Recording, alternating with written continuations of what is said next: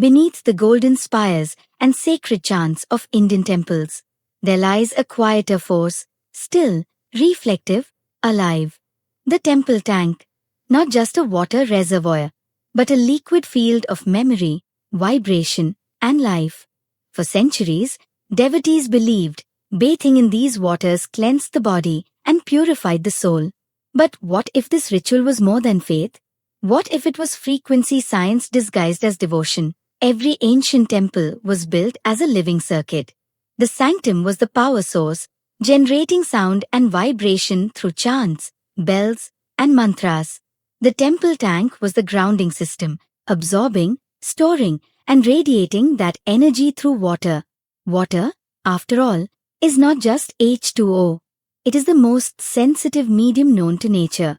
It absorbs sound, stores vibration, and even changes its molecular structure in response to frequency. In temples, the continuous chants, the Om, the mantras, the bells, ripple through the stone corridors, eventually reaching the open tank. Those vibrations settle into the still water like coded frequencies in a natural hard drive. Modern science now confirms what the ancients seemed to know. That water holds memory. That structured water, exposed to rhythm and resonance, behaves differently. Temple tanks were designed as vast containers of charged water, where mantra frequencies interacted with minerals, sunlight, and geomagnetic lines beneath the earth. This wasn't coincidence, it was placement precision. Most temple tanks were aligned with Earth's magnetic north or built above natural aquifers. This alignment amplified the planet's subtle magnetic fields, creating what can be called an energy sink, a zone where chaotic vibrations dissolve and coherent ones stabilize. That's why walking around the tank, touching the water, or even standing nearby brings an immediate sense of calm. You are stepping into a bioresonant field. The moisture in the air, charged with microfrequencies, enters your breath, syncing your heartbeat with the rhythm of the earth below. It's subtle, invisible, yet deeply perceptible.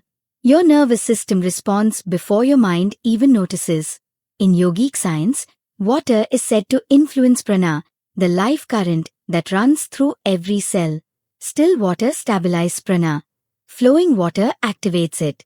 And temple tanks, being both still and living, achieve the perfect equilibrium. They don't just store energy, they balance it.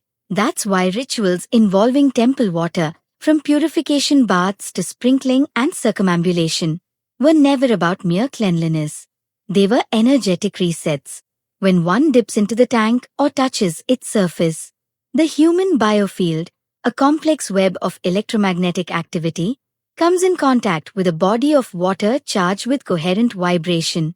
In that contact, dissonant patterns dissolve, like static cleared from a radio channel. What remains is clarity, of thought, of breath, of being. Even the simple act of lighting lamps near the tank was an energy calibration.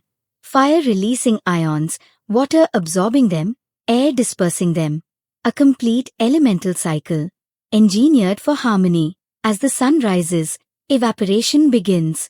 But it carries more than moisture. It carries memory. The molecular echoes of chants, the geometry of devotion, the calm of stillness. When devotees breathe that air, they're not just inhaling humidity. They're absorbing a subtle field of coherence, a tranquil frequency that aligns body, mind, and atmosphere. That's why temples were never built dry. Where there is sacred sound, there must be sacred water. One amplifies, the other stabilizes. In essence, a temple tank is a mirror of consciousness itself. Silent, reflective, and endlessly deep. It teaches that to recharge, one must be still. To purify, one must absorb, not react. To connect, one must flow without losing form. The ancients didn't just build temples for gods. They built them for the human being. To remind us that the body, like water, remembers everything it touches. And when placed in resonance, it too can become still, clear, divine. The next time you stand before a temple tank, don't just see water. Feel the frequency beneath its surface. You are looking at one of Earth's oldest recharging stations, built not from faith, but from understanding. Subscribe for more temple science decoded.